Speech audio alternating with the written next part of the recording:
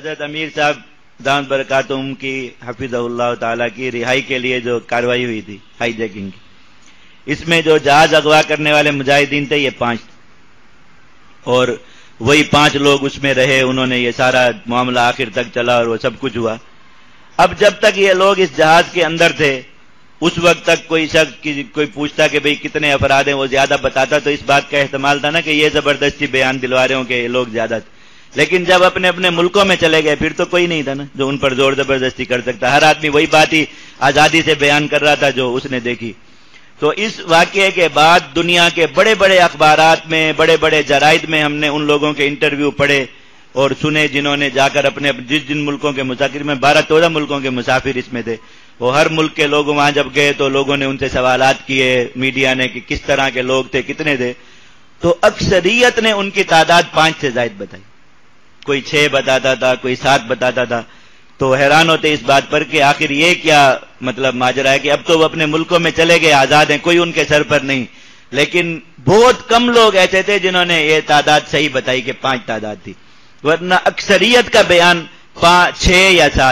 7 افراد بتاتے تھے اور وہ کہتے تھے کہ اس طرح۔ اور ہندوستان کے ایک شخص کا میں نے انٹرویو پڑھا، اس نے کہا کہ ان میں سے ایک آدمی ایسا تھا اس کے ہاتھ میں کلاشنکوف تھی، وہ جس جگہ پہ کھڑا ہوا 5 دن جتنے دن یہ ہائی جیکنگ 6 دن یا کتنے دن رہے وہاں، کہا بس وہ اسی جگہ پر ہی کھڑا رہا، وہ ہلتا بھی نہیں تھا اپنی جگہ سے، اور وہ بالکل ہر وقت اٹینشن الرٹ کھڑا رہتا تھا، ہر کسی کو گھورتا رہتا تھا، دیکھتا رہتا تھا۔ اب ایسا کوئی انسان ہو سکتا ہے اب بتائیں جو 6-7 دن ایک ہی جگہ پہ کھڑا رہے، ہلے نہیں اپنی جگہ پہ؟ تو اللہ رب العزت نے دکھایا کہ اللہ کا فرشتہ تھا جس کے ہاتھ میں گن تھی اور وہ اس طرح ایک ہی جگہ، کیونکہ فرشتوں کو نہ کھانا ہے، نہ پینا ہے، نہ واش روم جانا ہے، کچھ نہیں ہے نا، نہ وہ کھڑے کھڑے تھک سکتے ہیں۔ اب یہ لوگ آزادی سے اپنے ملکوں میں جا کر پھر بھی یہ بتا رہے تھے، تو اللہ رب العزت کے وہ فرشتے تو ہر وقت مصروف جہاد ہیں۔ میں نے خود آپ کو تحدیث بن نعمت کے طور پہ کہوں الحمدللہ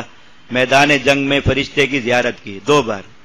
ایک بار مقتول کی شکل میں دیکھا کہ اس طرح کے مقتولین دیکھے خود، اور اسی شوق میں کہ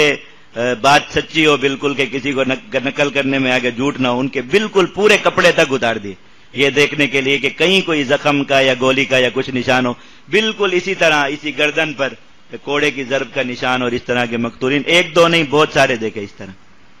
اور ایک بار ہمارے ساتھ یہ واقعہ ہوا کہ ہمیں ایک بچے نے راستہ دکھایا، ہم ایک جگہ پہ گم ہو گئے تھے 12 ساتھی، اور بچے نے ہمیں آ کے اور بالکل بھٹک گئے تھے، کچھ پتہ نہیں تھا کہ کہاں جا کے نکلیں گے، بالکل ہی شدید پریشانی کا عالم تھا، اور پھر یہی تیاری ہو گئی کہ بس یہاں راستے میں کوئی صورتحال پیش آ جائے تو یہیں پہ لڑیں گے، ہم نکل نہیں سکتے، بالکل پتہ ہی نہیں تھا، اجنبی علاقہ تھا۔ ایک بچہ آیا، بہت ہی سفید براق لباس، اس کا صاف ستھرا اتنا لباس، یعنی اس وقت میں حیرانی بھی نہیں، بعد میں سب بیٹھ کر سوچ رہے تھے کہ جنگل میں اتنے صاف ستھرے لباس والا بچہ کہاں سے آیا؟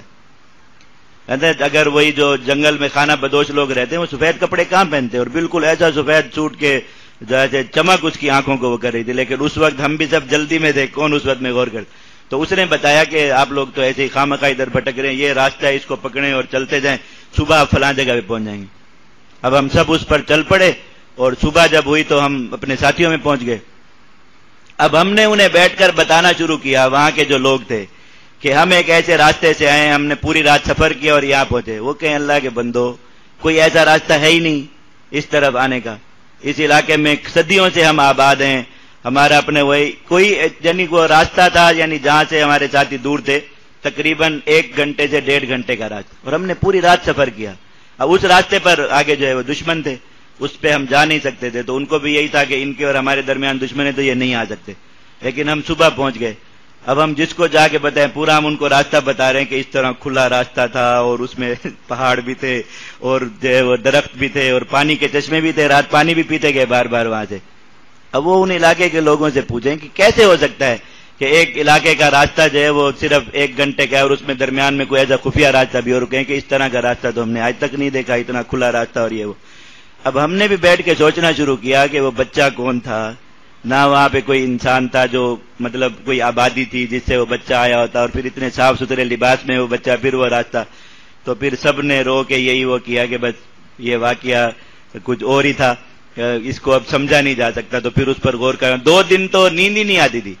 اب یہی لیٹتے تو یہی سوچتے وہ راستہ، وہ بچہ کون تھا اور کہاں سے تھا اور وہ راستہ. پھر لوگوں سے پوچھے یار کوئی راستہ ہوگا، کسی نے دیکھا ہوگا اللہ کے بندوں کوئی ایسا راستہ نہیں ہے، کیوں ایسے خواہ میں اپنا دماغ کھپا رہے ہو کہ بھئی پوری رات سفر کر کے اور مسلسل اس راستے پہ چلتے رہے اور صبح پہنچ گئے. اللہ رب العزت نے اس طرح پہنچایا. وہ بوجھتے بڑے بڑے کیا کیا عجیب عجیب واقعات مجاہدین کو پیش آتے ہیں اور کیا کیا دیکھتے ہیں، اللہ رب العزت ہی اس کو جانتے ہیں. تو یہ فرشتوں کا جہاد میں اس طرح شرکت کرنا